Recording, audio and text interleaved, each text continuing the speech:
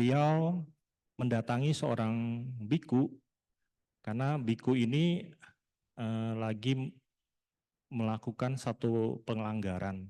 Jadi biku ini sangat menyesal karena dia lagi melakukan pelanggaran hanya gara-gara melihat seorang wanita. Ya, lagi-lagi wanita ini. Nah, akhirnya Sang Buddha memberikan nasihat. Sang Buddha mengatakan bahwa seseorang yang mencapai tingkat kesucian pun atau seorang yang bijaksana, beliau bisa juga ya selama 700 tahun itu bisa juga menimbulkan kilesa hanya gara-gara mendengar suara wanita. Nah, diceritakan Sang Buddha mulai bercerita pada zaman Brahmadatta di kerajaan Benares itu lahir seekor burung merak. Ini bodhisatta ya, bodhisatta lahir seekor merak. Nah, meraknya itu lain dari yang lain. Jadi bulunya berwarna emas. Nah, merak ini tinggal di Gunung Himalaya, di Bukit Emas, di namanya Dandaka. Jadi bukitnya bernama Dandaka. Nah, merak ini punya kebiasaan Bapak Ibu. Jadi setiap pagi, setiap dia keluar dari sarangnya, itu burung meraknya itu dia bertengger dulu di puncak itu. Kemudian burung meraknya membacakan mantra. Nah, mantranya bisa ditampilkan. Mantranya itu ada di buku Parita, di buku Mora Parita ya, bisa buka, Ibu Bapak bisa baca. Nah, pagi hari sebelum matahari terbit menghadap matahari, burung meraknya membacakan mantra.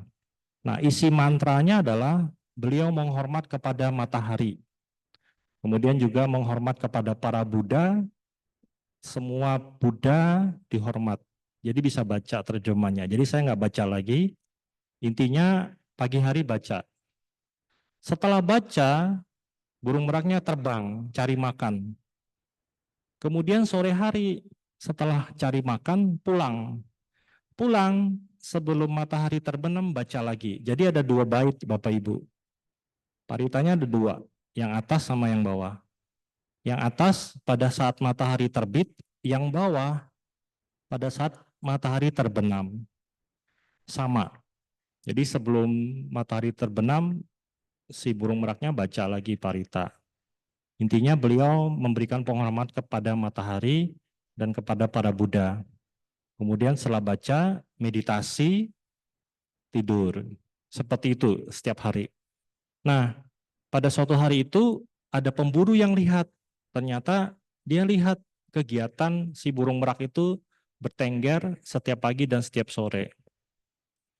Nah, cerita yang lain di satu kerajaan, waktu itu yang memerintah Raja Benares.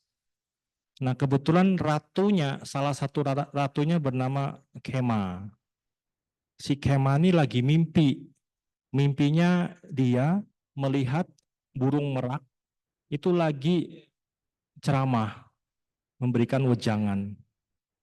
Jadi dia sangat tertarik sekali mendengar ceramahnya si burung merak. Setelah selesai mimpinya, dia cerita sama raja.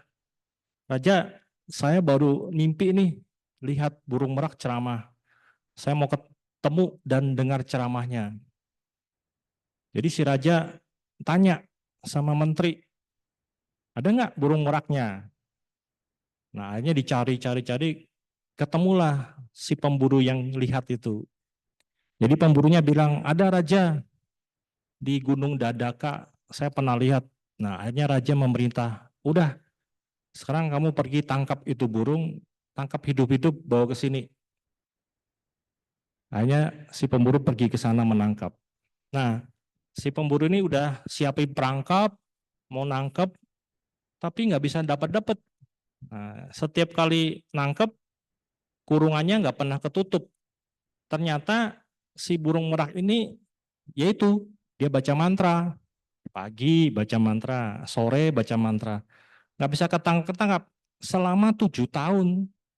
Nggak ketangkap Bapak Ibu. Sampai pemburunya meninggal. Nah akhirnya si ratu nunggu-nunggu, mana ini burung. Akhirnya ratunya juga meninggal, nggak kesampaian. Sehingga raja jadi sedih dan raja jadi marah. Waduh, ini gara-gara si burung merak nih. Akhirnya raja buat tulisan di plat emas. Tulisannya begini, ada burung merak emas yang tinggal di Gunung Dandaka, barang siapa yang makan dagingnya akan hidup abadi dan panjang usia. Tidak awet muda dan panjang usia. Udah, rajanya meninggal. Akhirnya raja berikutnya kan ada nih.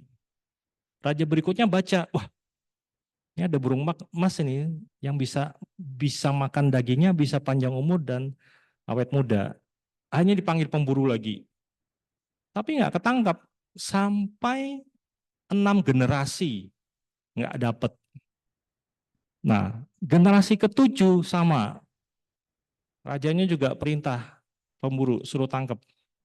Nah, pemburunya ini pinter. Yang raja ke-7 ini pemburunya pinter. Jadi dia lihat si merak ini apa sih kegiatannya, dia lihat. Akhirnya dia punya akal. Dia cari merak betina. Nah, merak betinanya dilatih. Suruh nyanyi, nanti dikasih kode, kasih suara. Nah, pada saat meraknya itu keluar dari sarangnya, nah dia belum sempat mau baca mantra, merak betinanya udah keluar suara, dia nyanyi. Nah, karena burung merak si emas ini dia lengah, dia dengan suara itu tertarik. Muncul nafsunya untuk mendatangi si burung merak betina. Lupa baca mantra. Karena lupa baca mantra, dia tergoda sama si merak betina, akhirnya dia ketangkap, masuk kurungan. Dibawalah ke raja. Nah, sampai di raja, rajanya senang banget. Wah, ini meraknya khusus nih, sampai duduk di atas kursi. Silakan duduk di atas kursi. Nah, luar biasa ya, merak bisa ngomong ya. Terus meraknya tanya ke Baginda, Baginda, kenapa Baginda nangkap saya? Dijawab sama Baginda, iya, karena kalau makan daging kamu, saya bisa panjang usia dan bisa hidup abadi, awet muda. Terus meraknya bilang, loh, kalau itu memang benar, ya katakan benar lah, bilang merak. Berarti kan saya harus mati, saya harus dibunuh kan.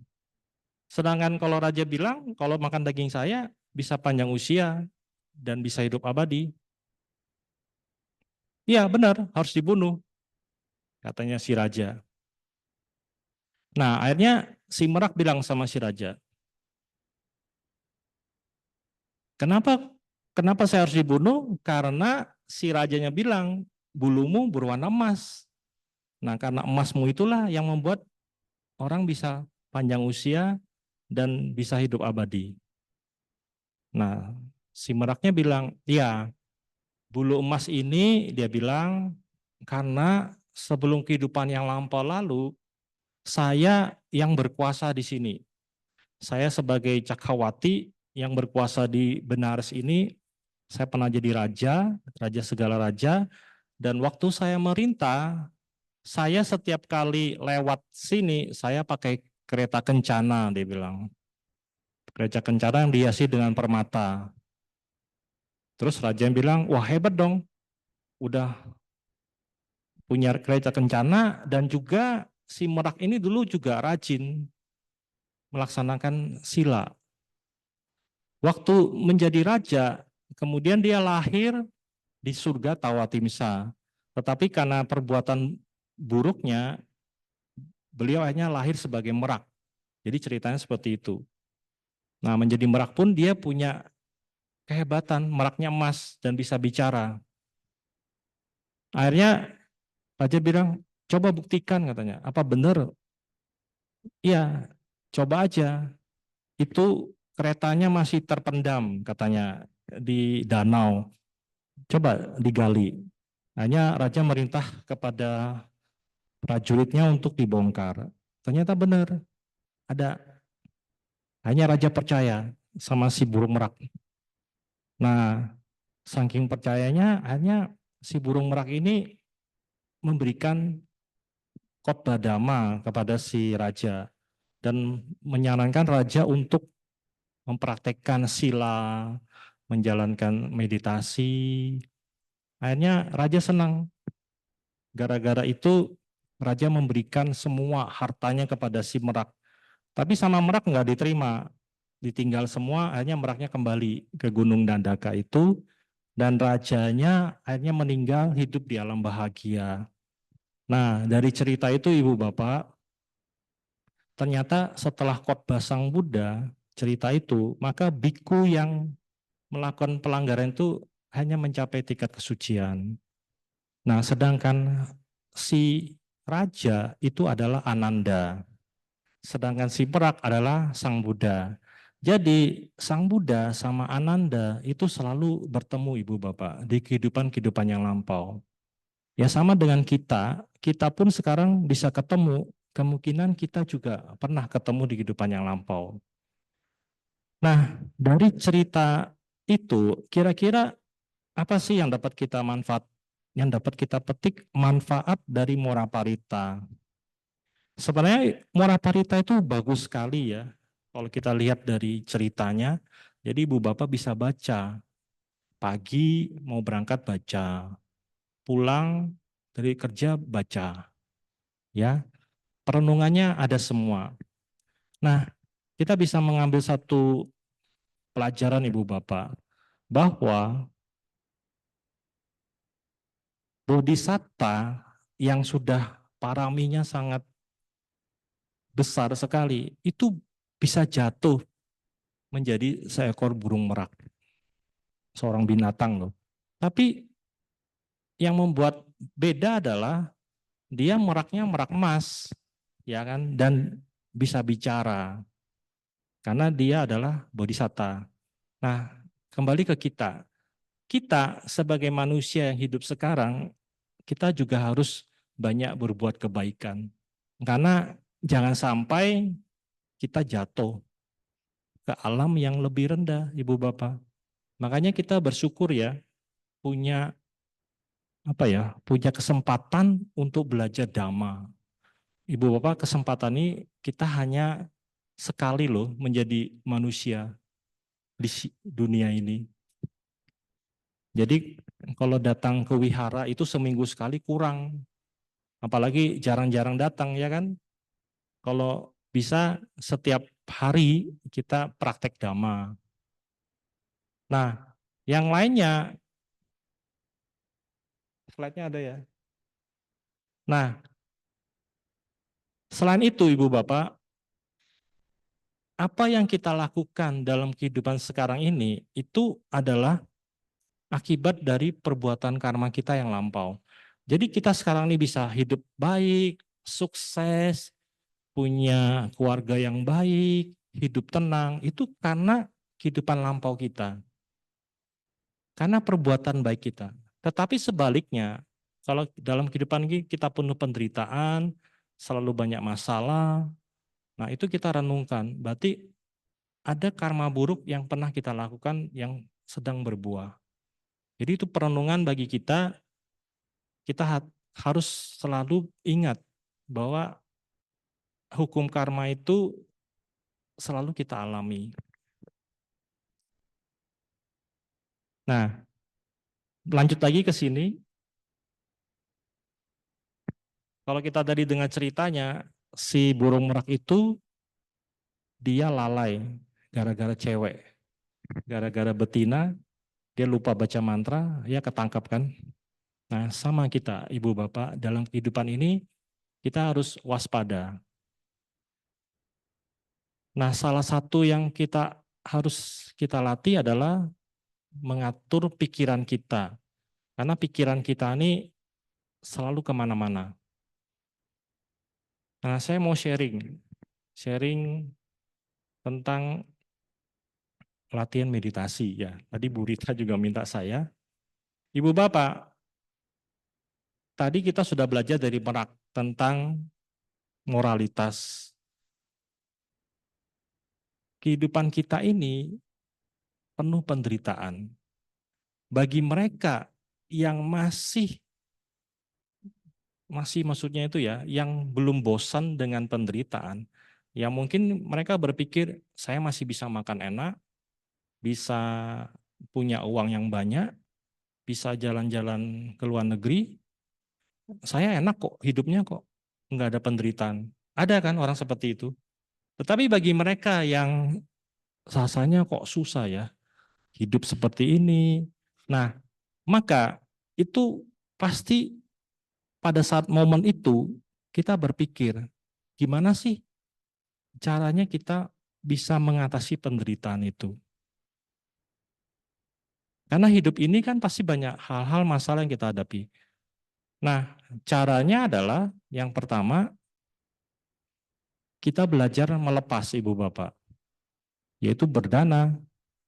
Dana itu melepas. Coba kita belajar melepas, karena penderitaan itu asalnya dari kemelekatan. Contoh, Ibu Bapak kalau bangun pagi, apa yang dipegang? Apa yang dipegang bangun pagi, yang dicari apa? HP. Melekat sama HP. Kalau nggak ada HP rasanya gimana ya? Kalau pergi-pergi ketinggalan HP sama ketinggalan dompet lebih susah kalau ketinggalan HP. Kalau ketinggalan dompet nggak usah balik nggak apa-apa, yang penting HP dibawa. Tapi kalau sudah jalan keluar, HP-nya ketinggalan, balik ngambil HP. Nah itu tandanya adalah kita udah melekat Ibu Bapak. Kalau HP-nya hilang, stres nggak? Stres, karena datanya hilang. Bukan HP-nya, tapi datanya di dalam. Nah itu tanda-tanda kita sudah melekat. Nah bagaimana kita melepas? Nah jadi pada saat Ibu Bapak beli HP, itu udah punya pikiran. HP ini kalau jatuh, kalau rusak, ya udah, saya nggak menderita. Ya kan, betul enggak? Itu contoh gampang Ibu Bapak. Karena sekarang saya lihat di mana-mana orang pegang HP. Ya kan? Duduk di meja keluarga, ibu, bapak, anak, cucu, nenek, kakek duduk sama-sama. Yang dipegang apa? HP semua. Jadi kita ini tidak mau tahu sama orang, taunya HP. Nah itu tanda-tanda bahwa kita udah mulai kecanduan sama HP, melekat. Nah, bagaimana caranya? Ya harus dilepas. Nah, kalau paling enak, kalau kita ke retret ya, nggak pegang HP, bebas. Nanti saya mau cerita itu. Nah itu satu, Ibu Bapak. Yang kedua, kita belajar tentang tadi moralitas dari si burung merak. Nah ternyata burung merak itu enggak ngajarin si raja baca parita loh, enggak ada kan. Dia suruh raja baca mantra, enggak. Tapi dia ngajarin raja tentang moralitas. Karena ibu bapak tahu bahwa kalau kita menjalankan sila, ada Pancasila, Atasila, Dasasila atau Winaya dari para bante, itu manfaatnya besar sekali. Jadi itu nanti terakhir ada manfaatnya bagi kita, kita kalau kemana-mana aman. Coba ibu bapak jalan sama teman yang punya sila baik, kira-kira aman nggak? Kan kita enggak was-was toh kalau dia punya sila. Enggak mungkin dia bunuh saya, enggak mungkin rampok saya, ya kan? Enggak mungkin curi HP saya, kita tidur aman. Tapi kalau kita berteman dengan teman yang silanya kurang baik, maka kita kemana-mana khawatir ibu bapak. Jangan-jangan dia curi HP saya nanti, ya curi dompet saya, jadi takut kan. Nah makanya kita harus berteman dengan yang menjalankan sila. Bagi kita juga kita harus menjalankan sila. Nah pada umumnya energi pikiran itu tarik menarik ibu bapak. Kalau kita jalankan sila, maka lingkungan kita juga jalani sila. Kalau kita punya lingkungan yang kurang baik, kita juga akan ikut yang tidak baik. Jadi seperti itu. Nah, sila.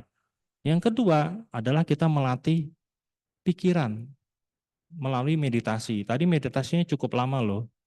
Di sini sering nggak ngadakan latihan meditasi? Kebetulan ada Bante loh. Puasa di sini bagus sekali kalau latihan meditasi. Kalau ada Bante Wasa selama 3 bulan, gunakan meditasi, diskusi dhamma, atau mau latihan baca parita, terserah. Yang penting diisi dengan hal-hal yang positif. Nah, kenapa kita harus latihan meditasi, Bu Bapak? Kebanyakan orang dipikir meditasi itu buat sakit semua ya. Duduk sakit nggak meditasi? Nah, justru kalau kita latihan meditasi, itu kita melihat diri kita sendiri, Bu. Diri kita ini kayaknya manja, duduk sedikit sudah sakit, baru duduk sudah sakit. Belum nanti bagaimana menghadapi kehidupan ini. Udara panas, udah stres. Kalau udara panas, kita pakai apa di rumah? AC. Tidur pakai AC. Habis itu pakai AC, pakai selimutan lagi. Kaos kaki. Jadi udah pakai AC masih pakai selimutan ya. Nah, kalau kita melatih pikiran dengan meditasi, itu kita melihat diri kita sendiri. Kita duduk sakit, ya itulah kehidupan. Sakit itu penderitaan. Nah, kita melihat, oh ternyata duduk itu sakit dan kita bisa menghadapinya. Tetapi itu tidak akan lama, Ibu Bapak. Sakit itu kan hilang nantinya. Jadi kita bisa lihat anicca, dukkha, anatta akan lenyap. Di sini yang ikut meditasi ke Bodhigiri siapa ya, Bu? Satu orang. Cikatika ikut? Ada lagi? Oh, enggak ikut. Saya ikut. Bu Rita belum ya? Ikut ya? Buat 3 kali. Kalau yang dari bapak-bapak pernah ikut meditasi retret mungkin, mentah di Padepokan Dhamma di Parama, atau di Bodhigiri atau di mana, bebas. Yang penting ikut retret. Jadi kalau ikut retret itu, ya kita bisa melatih diri. Ya sebenarnya retret itu tujuannya adalah kita belajar menghadapi diri kita sendiri. Ya, diri kita sendiri. Karena retret itu bisa bosen, stres, mau pulang, pokoknya pikirannya macam-macam. Udah enggak karu-karuan, ya. Betul ya? Nah, tetapi kalau kita bisa menahan dan bisa apa ya, melatih diri kita. Oh, ternyata diri kita tuh seperti ini, ya kan? Ternyata kita bisa mengalami bosen, benci, itu muncul Ibu Bapak. Jadi loba, dosa, moha itu muncul semua. Enggak suka, berarti kita enggak suka kondisi seperti ini. Saya maunya seperti ini. Nah, itu adalah keinginan. Jadi kalau kita muncul bosen, benci, tidak suka seperti ini, itu yang kita munculkan. Nah, dalam hal kita melatih pikiran, biasanya Ibu Bapak kalau duduk meditasi, yang muncul pikirannya apa? Pikiran apa yang muncul? Pikiran yang sebelumnya atau pikiran lampau dan pikiran yang akan datang. Ya kan? Pikiran yang lampau tadi muncul, lah tadi saya ngerjakan ini kok begini ya, harusnya begini, kok begini ya, kok begini ya, itu muncul. Yang di sini, saya besok mau masak apa ya, besok mau ngerjain apa ya, saya besok rencananya begini, begini. Nah itu muncul terus di dalam kita melatih pikiran. Karena kita tidak pernah mikir yang sekarang, Ibu Bapak. Ibu Bapak duduk di sini mungkin duduknya badannya di sini, tapi pikirannya bisa kemana-mana. Yang ke sini atau yang akan datang. Nah, dengan kita melatih meditasi, itu kita melatih yang sekarang. Kita lagi duduk, kita memikirkan kondisi yang sekarang. Saya sedang apa? Ya, saya sedang melihat objek. Nah, tadi pemimpin puja bilang, ya terserah mau objek yang apa. ya kan? Nah, saran saya sih setiap minggu objeknya bisa ganti-ganti. Misalnya minggu ini objeknya keluar masuk napas, minggu depan mau pakai kata-kata, misalnya semoga semua makhluk bahagia, semoga semua makhluk bahagia. Jadi bisa sama. Kan objeknya kan cuma itu, Ibu Bapak. Nggak ada yang lain kan? Nah, bagi teman-teman yang belum pernah meditasi, ya coba latihan ya. Di wihara kan ada yang ngajarin, ada Bante. Jadi meditasi itu jangan jadikan momok, istilahnya enggak lah, ngapain juga meditasi kan? Cuma duduk diem, terus badannya sakit semua. Terus nanti pikirannya paling ya udah kemana-mana. Istilahnya orang bilang ngelamun. Percuma deh, saya meditasi. Ya, itulah makanya jarang orang mau latihan meditasi karena nggak ada hasilnya Ibu Bapak. Hasilnya apa? Nggak ada kan? Capek doang. Nah, kalau kita mau belajar Ibu Bapak, itu perlu waktu, perlu niat, perlu proses.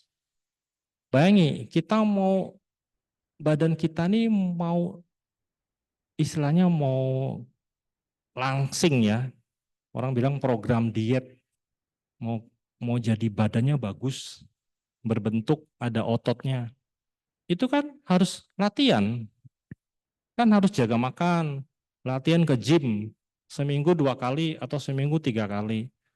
Kan enggak tiba-tiba latihan langsung jadi, perlu waktu. Sama, kita mau melatih pikiran kita, itu perlu waktu dan perlu dilatih Ibu Bapak. Karena kalau kita nggak dilatih, maka pada saat kita menghadapi masalah, itu kita nggak bisa menghadapinya. Jadi kita perlu melatih. Ibu Bapak sering marah nggak? Tiba-tiba emosi gitu marah. Saya juga pernah marah. Pernah marah nggak? Pernah ya. Kita semua sini pernah marah. Wajar. Karena kita masih punya keinginan. Artinya apa? Kalau tidak sesuai dengan keinginan kita, maka kita akan protes. Nah, makanya sebaiknya kita kalau kita meditasi, maka pikiran kita itu akan meredam. Nah, saya sharing di Bante Utamo itu, Bante mengajarkan kita untuk latihan meditasi itu ada 2 versi, Ibu Bapak. Jadi versi pertama, kita pegang objek, apapun muncul pikiran apapun diabaikan. Ya, pegang objek, keluar masuk napas, yang bukan objek diabaikan. Ya, ingat ya, yang bukan objek diabaikan. Terus perhatikan objek napas. Yang versi 2, pada saat kita meditasi objek, tiba-tiba muncul objek lain, maka kalau kita mampu, objek yang satu di stop dulu, maka kita perhatikan objek yang di luar. Jadi ada objek muncul, kita perhatikan aja. Kalau ini sudah lenyap, baru kita kembali ke objek yang pertama. Jadi misalnya kita lagi objeknya keluar masuk napas, tiba-tiba muncul pikiran. Muncul pikirannya apa? Misalnya keinget di rumah nih, di rumah tadi sudah terkunci nggak pintunya? Atau pikiran pekerjaan ini belum diselesaikan. Muncul kan? Nah pada saat itu muncul, maka kita harus perhatikan, oh ini cuma pikiran. Pikiran-pikiran ya udah hilang baru kita kembali ke objek. Nah, itu kita lakukan kenapa? Maka kalau pada saat kita praktek di dalam kehidupan sehari-hari, ibu bapak kalau misalnya sering nggak dicurhat sama teman, sering nggak temannya datang curhat, waduh suami saya begini-begini, anak saya begini-begini, sering ya? Nah, anggap aja itu kita meditasi ibu bapak.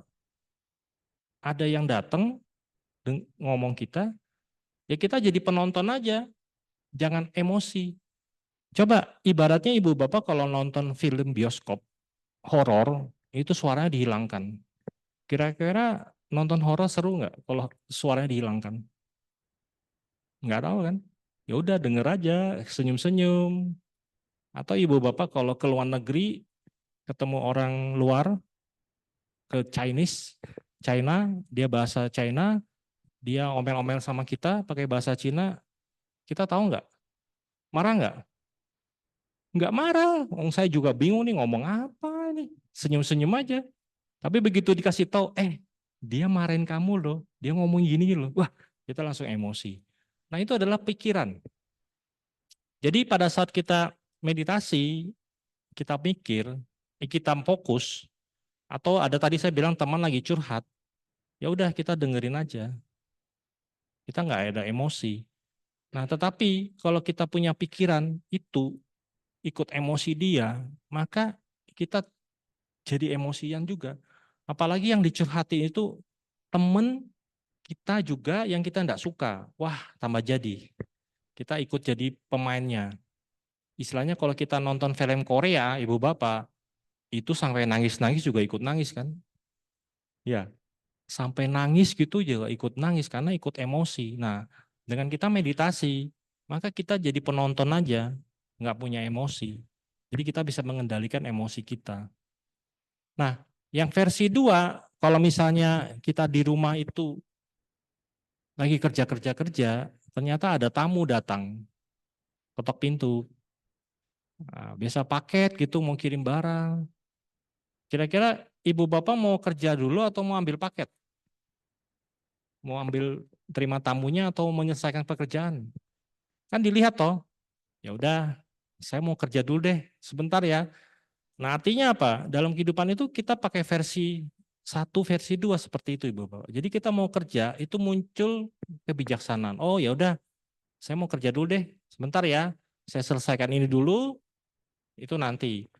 Nah, kalau itu penting, ya udah saya tinggal dulu, saya urus yang ini dulu deh. Ya udah selesaikan. Baru ini. Nah, dalam pekerjaan itu kita enggak bisa ngerjain dua-dua. Kadang-kadang ibu-ibu saya lihat ya, sambil kerja sambil telepon kan. Lagi telepon kerjain, lagi telepon kerjain ya kan. Kebanyakan nanti salah. Tapi luar biasa ibu-ibu ini. Super talenta, kerjanya banyak sekali. Tapi bisa dikerjain bersama-sama. Sambil jaga anak, sambil ngerjain ini, sambil nulis, sambil terima telepon. Jadi semuanya ada. Bahkan kalau saya lihat di tasnya ibu-ibu apa aja ada tuh. Mau apa ada tuh. Coba dibuka. Tisu ada. Terus apa lagi? Cotton bud ada, ya kan? Apa lagi? Obeng juga ada ya. Jadi kalau di tasnya ibu-ibu tuh banyak sekali. Bapak-bapak kalau mau pergi aman sama ibu-ibu. Semuanya lengkap. Mau kemana-mana ada. Tisu basah juga ada. Tisu kering ada. Apalagi bedak pasti ada. Lipstik ada. Semua ada. Jadi serba lengkap ibu-ibu. Jadi aman. Ya kembali lagi. Nah itulah ibu bapak kalau kita latihan meditasi maka kita bisa mengendalikan pikiran. Ya. Nah itu yang bisa sharing ibu bapak. Mungkin dari yang ibu siapa yang Bu Kartika mungkin. Bu Kartika saya sering ketemu ya di sini. Nah, kembali lagi cerita tadi kepada si Mora Parita, ya.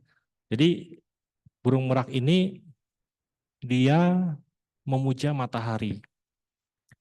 Nah, kira-kira kalau kita memuja matahari itu kan itu sesuatu yang istilahnya eh, hal yang benar nggak sih kita memuja matahari?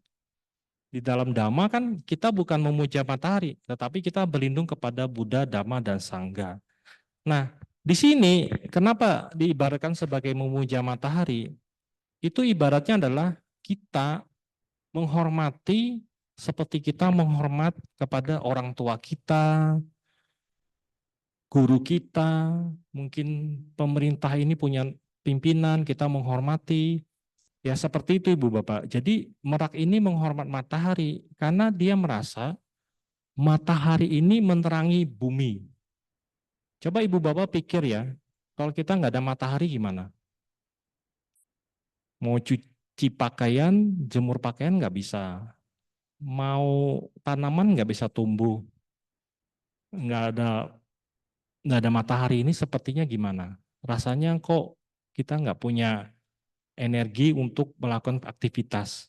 Seperti itu Bapak. Jadi matahari ini itu ibaratnya memberikan penerangan kepada bumi dan dia memberikan manfaat kepada kita. Dan kita memberikan penghormatan seperti itu. Jadi matahari itu adalah memberikan manfaat kepada kita, kita wajib untuk memberikan terima kasih dan ucapannya, penghormatan. Jadi Mora Parita itu salah satunya. Nah, selain itu, yang terakhir, manfaat kita menjalankan moralitas. Jadi ada di dalam Mahaparinibbana Sutta itu ada ya. Coba yang terakhir aja, saya nggak biar cepet. Ada 5 ya. Yang terakhir, slide terakhir.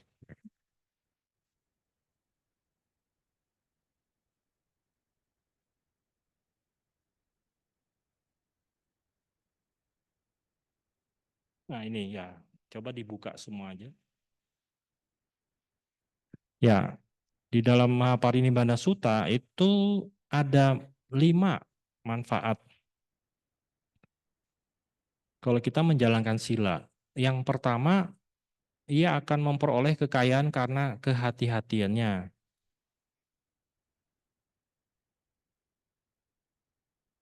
Ya, maksudnya kalau kita menjalankan sila, kita dalam mengelola keuangan kita, itu kita harus berhati-hati Ibu Bapak. Kenapa? Karena kita tidak mudah tertipu. Kadang kita tergoda dengan hal-hal yang mungkin biasa ibu bapak dengar, nanti ada teman nawarin ini ya kan. Maka itu menjadi apalah istilahnya kekayaan kita bisa habis karena itu terjadi penipuan. Maka kita harus hati-hati di dalam hal kita bergaul dengan orang-orang. Jadi kita bisa terhindar dari penipuan. Nah, yang kedua adalah reputasi baik akan menjabar luas. Ya, bagi kita yang menjalankan sila, itu pasti orang banyak mau berteman dengan kita. Karena kita orang yang baik dan menjalankan sila. Nama baik kita juga, oh anak itu moralnya bagus ya, sama orang hormat. Maka itu menjadi nama baik bagi orang tua yang punya anak seperti itu. Yang ketiga adalah penuh percaya diri. Ya iya, kita kemana-mana nggak takut ibu bapak karena kita menjalankan sila. Jadi mau ketemu siapapun kita nggak takut. Jadi kita punya percaya diri. Yang keempat, meninggal dunia dengan tenang. Ya pasti orang yang punya sila yang baik itu pikirannya selalu tenang. Nggak pikir macam-macam karena dia merasa bahwa apa yang dia lakukan sudah sesuai dengan sila. Ibu bapak coba pikir ya, kalau kita melakukan melanggar sila itu rasanya nggak enak loh. Coba kita bohong aja 1 kali ya. Rasanya kalau melakukan sesuatu tuh rasanya nggak nyaman. Kalau kita bohong. Sudah pernah ngalami? Kita kalau bohong sama orang, misalnya kita ngomong yang nggak benar, misalnya kepada teman, maka pada saat kita ketemu sama orang itu, kita punya perasaan sudah nggak nyaman. Untuk menutupinya, kita juga harus bohong lagi kan.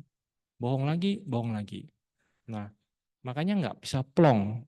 Dan itu tersimpan di sini terus, itu menjadi hal yang tidak nyaman. Maka kalau kita melakukan sila, itu rasanya aman. Rasanya badan kita ini nyaman. Dan pada saat kita meninggal, perasaan kita akan senang. Jadi tidak diliputin hal-hal yang tidak mengenakan. Dan yang terakhir setelah meninggal dunia, dilahir di alam yang bahagia. Jadi masuk surga. Makanya kalau ibu bapak ada Bante di sini minta sila. Tujuannya apa? Kita memperbaiki sila. Setiap hari kita ingat, oh saya menghindari pembunuhan makhluk hidup. Saya berlatih diri menghindarin tidak mengambil barang. yang tidak diberikan. Kemudian saya melatih diri tidak melanggar asusila. Saya melatih diri tidak berbohong dan melatih diri tidak minum mabuk-mabukan. Jadi 5 sila itu kita wajib jalankan. Karena dengan kita menjalankan sila, hidup kita nantinya akan menjadi baik. Jadi kalau kita baca di terjemahannya setiap kali kita minta sila, itu kan kalau kita menjalankan sila, hidup kita setelah meninggal masuk surga, terrealisasinya nibbana. Jadi dibaca. Pancasila Buddhis itu tujuannya untuk mengingatkan kita kembali, diingatkan terus, diingatkan terus. Kadang kita kan lupa. Nah, supaya kita ingat, baca terus. Nah, kira-kira itu yang bisa saya sampaikan Ibu Bapak pada pagi dan siang hari ini. Saya ucapkan terima kasih atas perhatiannya. Apabila ada hal-hal yang tidak berkenan, saya mohon maaf. Sabisata bawantu sukitata. Semoga semua makhluk hidup berbahagia. Sadu, sadu, sadu.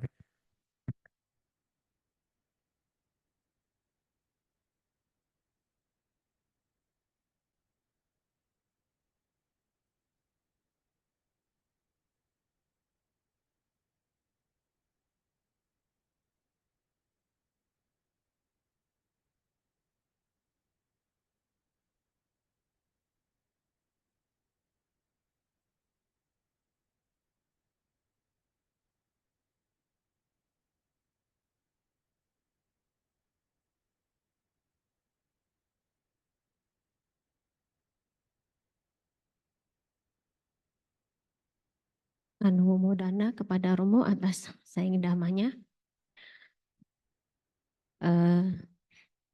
Yang mau tahu maksudnya Mora Parita itu ada di Parita halaman 103 bagi yang mau baca. Untuk menambah kebajikan, marilah kita melakukan dana paramita. Marilah untuk kepentingan damai, semoga kita diberkahi oleh Buddha Maha Suci.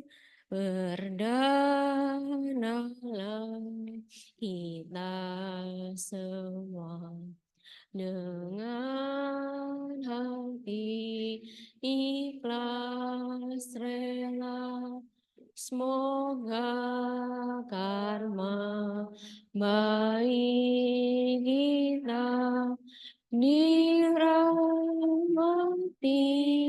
Sang Triratna. Semoga dengan kekuatan kebajikan yang telah Anda tanam membuahkan kebahagiaan. Sadu, sadu, sadu. Berikutnya pengumuman yang akan disampaikan oleh Saudara Indra.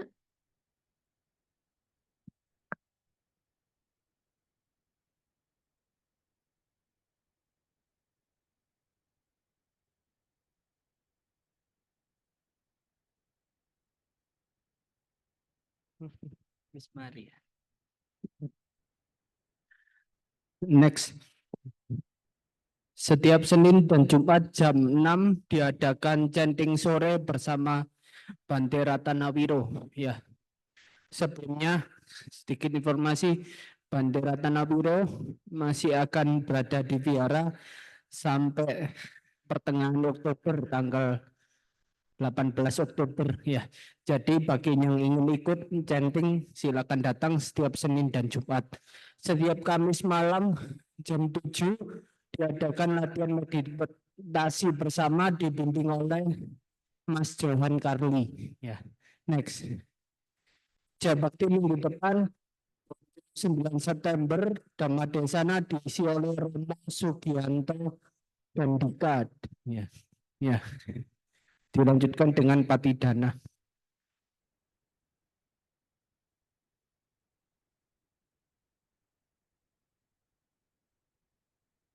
mumpung waktunya ada kita nyanyi himne sama Gewirya. Jadi tadi pembuka nyanyi, penutup juga nyanyi. Boleh liriknya. Nggak usah musik ya. Kita pakai musik.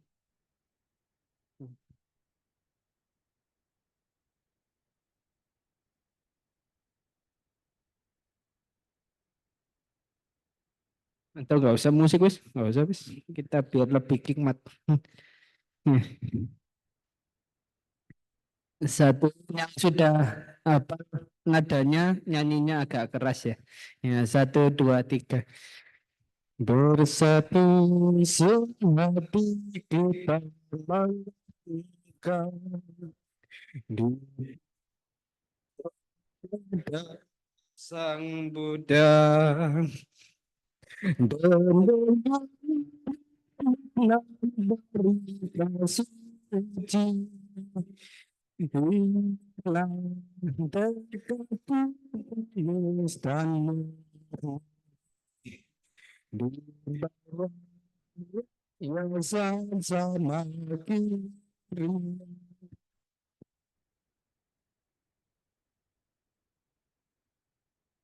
Tuhan bersuci dengan gembira luhurkan sepanjang masa hanya padamu kami sujud jadi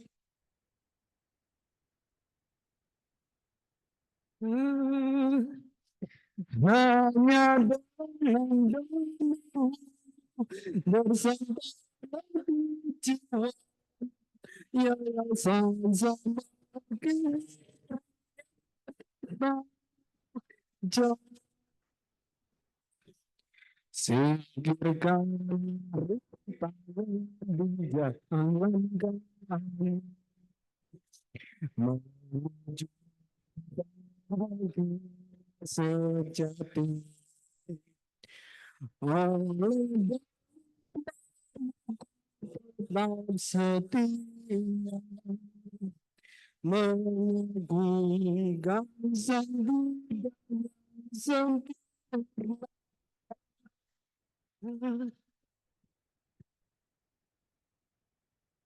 Kami sujud memuja, jadikan kami rukun dan bahagia. Hanya dalam dhammamu tersampailah tujuan yayasan sama kini jaya yayasan sama kini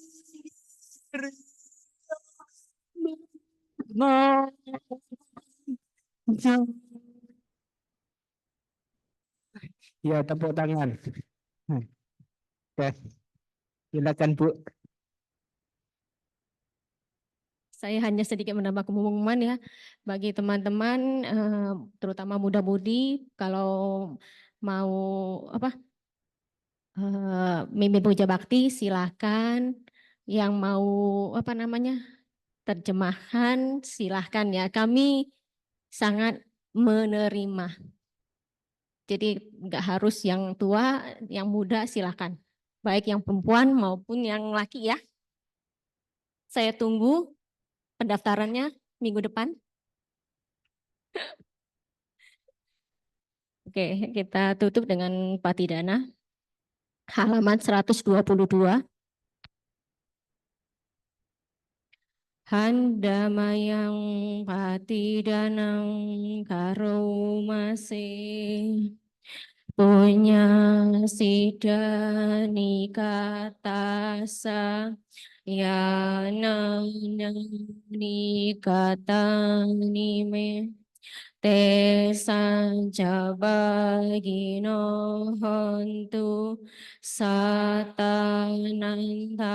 Pamanaka ye piya gunawanta ca Maihamanta Pidadayo Dita Mesya Dita Wa Anyi Maca Tawerino Sata Tita Tilokasmin Tebu Macatu Yonika Pance kaca tuwo kara samsaranta bawa bawe nyata ye patidaname anumodantu te sayam ye cimana bhajananti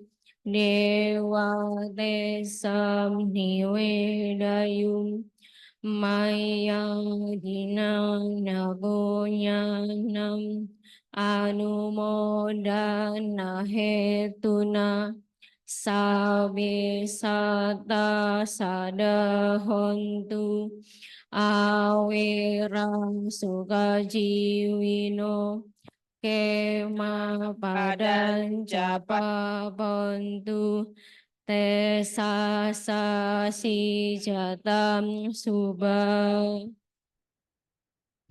Ya saya ini Atau atau di waktu yang lain, melimpah kepada semua makhluk, tiada batas, tiada hingga, yakni kepada mereka yang kukasihi, yang berjasa seperti ayah dan ibuku, kepada mereka yang kukenal ataupun yang tidak, dan kepada mereka yang bersikap netral atau bermusuhan, makhluk-makhluk yang berada di alam semesta, di ketiga alam, keempat jenis kelahiran, terdiri dari 5, 1, ataupun 4 kawasan sanya yang mengembara di alam besar dan alam kecil. Atas pelimpahan jasaku ini, semoga mereka yang mengetahui turut bersukacita. Bagi mereka yang tidak mengetahui, semoga para dewa memberitahukannya. Berkat turut bersukacita atas jasa-jasa yang kulimpahkan ini. Semoga semua makhluk senantiasa bebas dari permusuhan, serta hidup dalam kebahagiaan. Semoga mereka mendapatkan jalan kedamaian. Semoga cita-cita luhur mereka tercapai. sadu sadu sadu. Kita tutup dengan nama Karapata.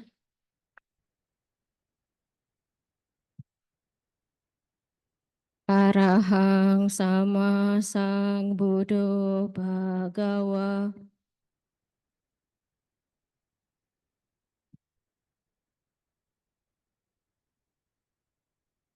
Budang Bhagawantang Abiwademi.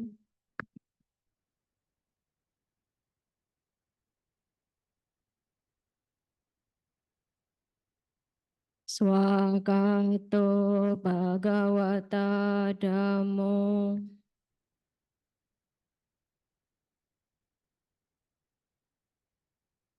Dhammang namasami.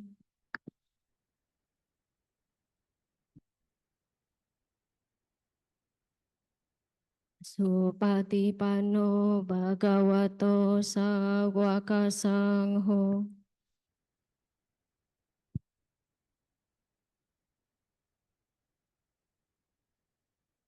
Sanghang namami.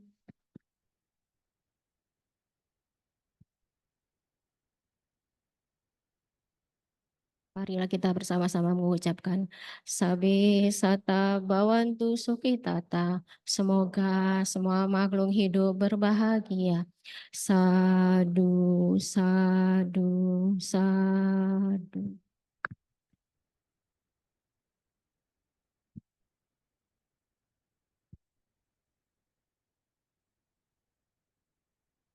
Demikianlah puja bakti telah selesai. Mohon maaf kalau ada kesalahan. Selamat siang, Namo Buddhaya. Sama-sama.